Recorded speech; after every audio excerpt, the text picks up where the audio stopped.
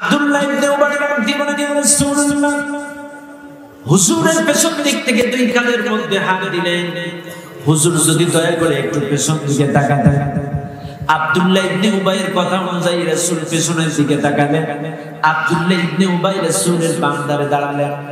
আব্দুল্লাহ ইবনে উবাই ফরজ নামাজের আগে রাসূলকে যখন কিবলার দিক থেকে পেছন দিকে ফেরালেন, পেছন দিকে যখন ফেরালেন, সকল সাহাবা আশ্চর্য হয়ে গেল, অবাক হয়ে গেল।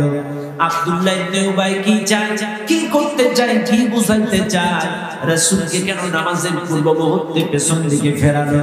আব্দুল্লাহ ইবনে উবাই ডাকদি বলে, শুনে নাও মদিনার মসজিদের মুসল্লিরা, এই যে লোকটাকে তোমরা দেখছো, এই লোকটার নাম মুহাম্মদ। ইনি আখিরি নবী, ইনি শেষ নবী। এই লোকটা মক্কা থেকে হিজরত করে মদিনায় আসার কারণে আল্লাহ তোমাদের ইজ্জত সম্মান বাড়িয়ে দিয়েছে। কাজে এই লোকটাকে শুনবে, মানবে, তাকে অনুসরণ করবে, তাহলে তোমরা সফলতা পেয়ে যাবে। বলেন তো নসিহতটা ভালো না খারাপ? আরো জোরে করেন, আরো জোরে করেন। ফরজ নামাজের আগে রাসূল সম্পর্কে এত সুন্দর নসিহত যে লোকটা দিতে পারে, ফরজ নামাজের আগে এত সুন্দর বক্তব্য যে লোকটা দিতে পারে, এই লোকটা তো জান্নাতের হাল মাসালে থাকার কথা। কিন্তু আল্লাহ বললেন না, ও জাহান্নামী, ও মুনাফিকদের সর্দার, ও জাহান্নামী হয়ে যাবে। প্রশ্ন যদি করেন কেন হবে? কারণ রাসূলুল্লাহর সামনে ওয়াজ শুনেছেন, রাসূলের সামনে, রাসূলের পিছন পিছন নামাজ পড়েছে, রাসূলের সামনে ওয়াজ শুনে চোখের পানি ঝরাইছে, একসঙ্গে রাসূলের সঙ্গে খানাও খাইছে। আবার রাসূলের সঙ্গে কখনো কখনো আব্দুল্লাহ ইবনে উবাই সফরে গিয়েছে। আল্লাহ নবীর সামনে ওয়াজ শুনলো, নবীর পেছনে নামাজ পড়লো, রাসূলের সঙ্গে খানা খাইলো, এরপরও কেন লোকটা জাহান্নামী হবে? তার কারণ এই লোকটা রাসূলের সঙ্গে ছিল বটে, কিন্তু মৌলিক মূলনীতি ঠিক ছিল না, আল্লাহর আখিরাতের প্রতি আশা ছিল না, আল্লাহকে অধিক পরিমাণ সর্ব কাজে স্মরণ করত না। রাসূলের সঙ্গে ছিল, তাহলে তাল মিলাতো, লেভেল প্ল্যান করে চলতো, তাহলে তাল মিলিয়ে চলতো, বাস্তবে তার মূলনীতি ঠিক ছিল না। রাসূলের সাথে থাকতো, খাইতো, রাসূলের পিছনে নামাজ পড়তো, এগুলো তারে তাল মিলাতো, লেভেল প্ল্যান করে চলতো, আই ওয়াশ। বাস্তবে তার মৌলিক মূলনীতি ঠিক ছিল না। আজকে আমাদের দেশে এরকম মুসলমানের অভাব আছে না নাই? জোরে বলে এমন অনেক পীরের মুরিদ, অনেক ইমাম সাহেবের মুরিদ, ইমাম সাহেবের সামনে ওয়াজ শুনে, ইমামের পিছনে নামাজ পড়ে, হুজুরদের সাথে থাকে, পীর সাহেবের সাথে থাকে। এরে ভাই, হুজুর তো মসজিদের ইমাম তো ঘুষ খায় না, তুমি হুজুরের পিছনে নামাজ পড়ো, তুমি ঘুষ খাও কেন? হুজুর তো সুদ খায় না, তুমি খাও কেন? হুজুর তো জিনা করে না, তুমি করো কেন? হুজুর তো কারোর সম্পদ অন্যায় ভাবে ভক্ষণ করে না, তুমি করো কেন? তোমার বিশ্বাস, তুমি যে হুজুরের পিছনে নামাজ পড়ো, ওয়াজ শোনো, এই হুজুর তো অন্যায় ভাবে কারো হামলা মামলা দেয় না, বাড়ি ছাড়া করে না, তুমি করো কেন? তাই বোঝা যায় তুমি তার পিছনে নামাজ পড়ো, তুমি তার সাথে জুমার দিন বয়ান শোনো, তার সাথে তুমি উমরায় যাও, সব ঠিক। এটা লেভেল প্লেন, তারা দাও হুজুরদেরকে ব্যবহার করে, বাস্তবে হুজুরদের চরিত্র তাদের চরিত্র বানাইতে পারে না, কারণ তাদের মূলনীতি ঠিক না। এদের মূলনীতি ঠিক না থাকার কারণেই এরা হুজুরদেরকে ব্যবহার করে। কয়দিন আগে বললো রাষ্ট্রীয় ধর্ম ইসলাম থাকবে না, এখন আবার মেহরাবে বসে কি সুন্দর খতিবের মতো বয়ান দিচ্ছে। কথা কন না কিনলে আয়, কিন্তু সরকার বিরোধী কোনো বক্তব্য দিব না, দেইও না। কি দরকার? এদেশের নাগরিক আমি, কেন সরকার বিরোধী বক্তব্য দিব? তবে হ্যাঁ, আমরা সরকারের বিরুদ্ধে বক্তব্য দেই না, আমরা বক্তব্য দেই তাদের বিরুদ্ধে যারা রাষ্ট্রীয় ধর্ম ইসলামের বিপক্ষে কথা বলে। কি সুন্দর তালে তাল মিলাই। আব্দুল্লাহ ইবনে উবাই রাসূলের সাথে ছিল, খাইলো, রাসূলের পিছনে নামাজ পড়লো, অথচ রাসূলের মতো চরিত্র বানাইতে পারলো না, মূল নীতি ঠিক না থাকার কারণে। আজকে আমাদের সাথে মসজিদের মেহরাবে বসে বয়ান করে, আবার ভাই ইনশাআল্লাহ রাষ্ট্রীয় ধর্ম ইসলাম থাকবে না। আর বুঝে আসে না ইনশাআল্লাহ কোন জায়গায় কইতে হয়, এইটাও জানে না। ইনশাআল্লাহ মানে কি? আল্লাহ যদি চায়। ইসলাম কার? আল্লাহ। জোরে কার? ইসলামের প্রবর্তক কে? আল্লাহ। ইন্নাদ-দীনা ইনদাল্লাহিল ইসলাম। আল্লাহ বলছেন তার কাছে মনোনীত জীবন ব্যবস্থা ইসলাম। ইসলামের প্রবর্তক আল্লাহ, সব ঠিক।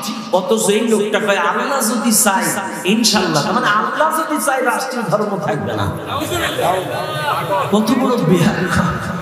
আমাদের দেশে এক লোক ছিল, বুঝছেন ভাই, কুরবানির সময় গরু কিনতে যাচ্ছে টাকা নিয়ে পকেটে।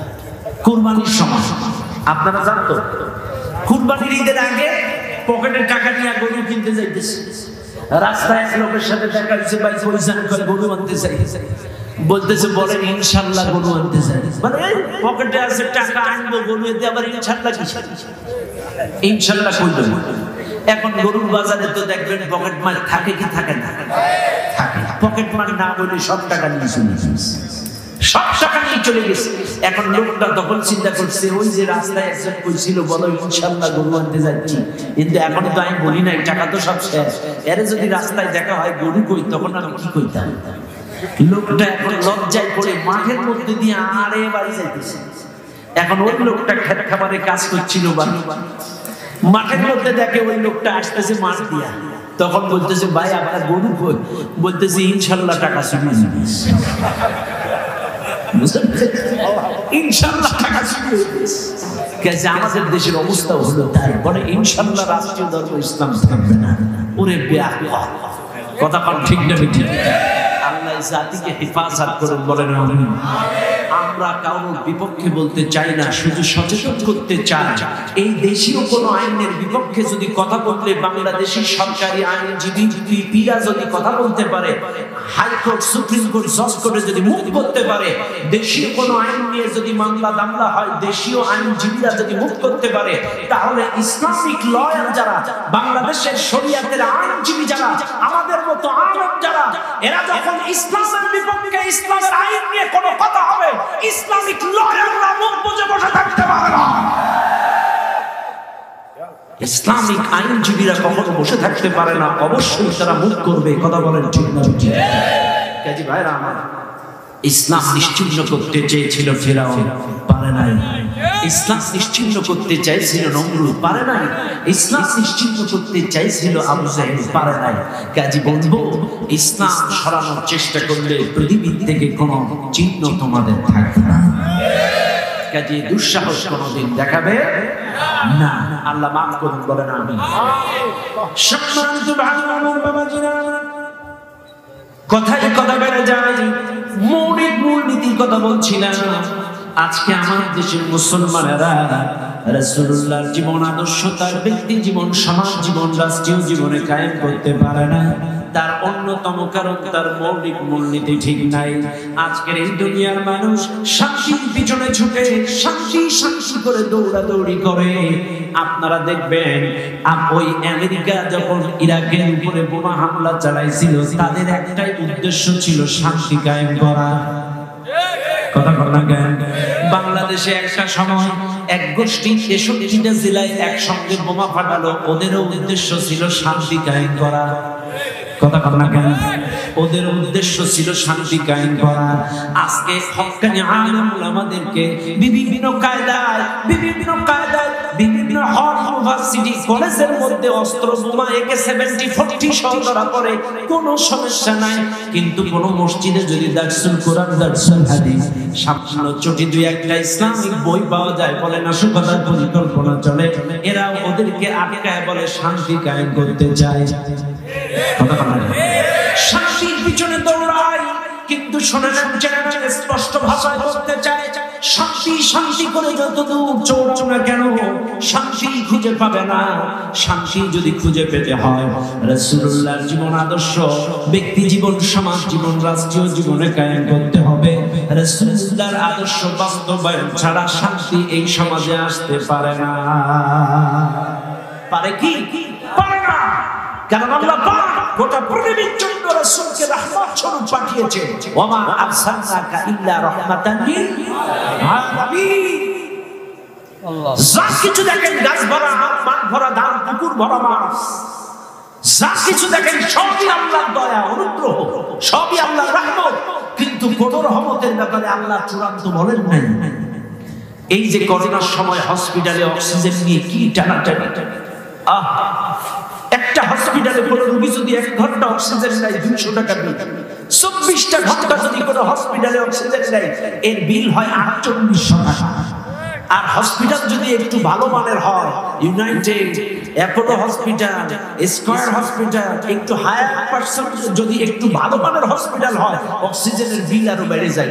কিন্তু আপনারাই কোন 60 বছর ধরে আল্লাহর কাছ থেকে যে ন্যাচারাল অক্সিজেন খাচ্ছেন, আজ পর্যন্ত কোন ফেরেশতা গিয়ে এসে কইছে সলিমুদ্দিন 70 বছরে এত কেজি অক্সিজেন খাইছো, টাকা দাও তারপরে মর, কইছে কোন? তাইলে এই অক্সিজেনটা কিন্তু আল্লাহর অনুগ্রহ, দয়া, রহমত। কিন্তু তাতেও আল্লাহ চূড়ান্ত বলেন নাই, কিন্তু আমার রাসূলকে বলেছেন চূড়ান্ত রহমত। ওমা আরসালনাকা ইল্লা রাহমাতাল লিল আলামিন। আমার রাসূল এই পৃথিবীবাসীর জন্য চূড়ান্ত রহমত।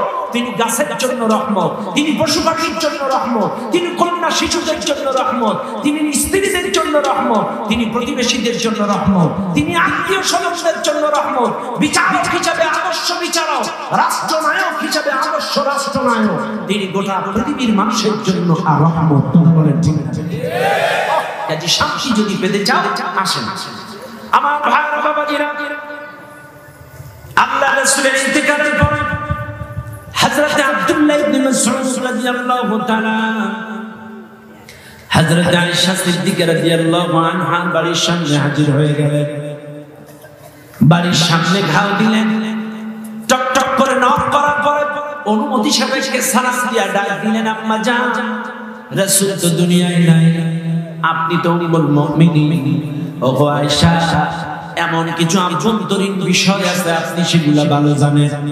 আমরা রাসূলের সঙ্গে বিভিন্ন সময় কাটিয়েছি, তারপরেও এমন কিছু আভ্যন্তরীণ বিষয় আছে যেগুলো আপনি ভালো বলতে পারবেন। রাসূলের সঙ্গে অন্তরঙ্গ সময় কাটিয়েছেন, রাসূল সম্পর্কে এমন কিছু বিষয় আছে আপনি ভালো বলতে পারবেন। কাজে হুজুর তো দুনিয়ায় নাই, আম্মা জান, আপনি রাসূলের জীবন চরিত্র সম্পর্কে আমাকে একটু বলেন, রাসূলের আখলাক চরিত্র নিয়ে আমাকে একটু ব্রিফিং করেন, আমাকে কিছু বলেন। আমি আব্দুল্লাহ ইবনে মাসউদ সেটারে কিতাব আকারে লিপিবদ্ধ করে রাখতে চাই, পরবর্তী জেনারেশন যেন এই কিতাব থেকে রাসূলকে বুঝতে পারে, পরবর্তী জেনারেশন যেন এই কিতাব থেকে রাসূলকে জানতে পারে, পরবর্তী জেনারেশন যেন এই কিতাব থেকে রাসূলকে পড়তে পারে। আপনি রাসূল সম্পর্কে আমাকে কিছু বলেন। আল্লাহর রাসূলের স্ত্রী আম্মা জান আয়েশা রাদিয়াল্লাহু বলেন, কানা খুলুকুল কুরআন, রাসূলের চরিত্রটাই হলো কোরআন। কান্নাহু কুরআনুন হাইয়ুন, রাসূল হলো জীবন্ত কোরআন। সুবহানাল্লাহ। কানা খুলুকুল কুরআন, রাসূলের চরিত্রটাই তো কোরআন। কান্নাহু কুরআনুন হাইয়ুন, রাসূল জীবন্ত কোরআন। রাসূলকে জানতে চাও, রাসূলকে বুঝতে চাও, রাসূলকে পড়তে চাও, কোরআন পড়ো।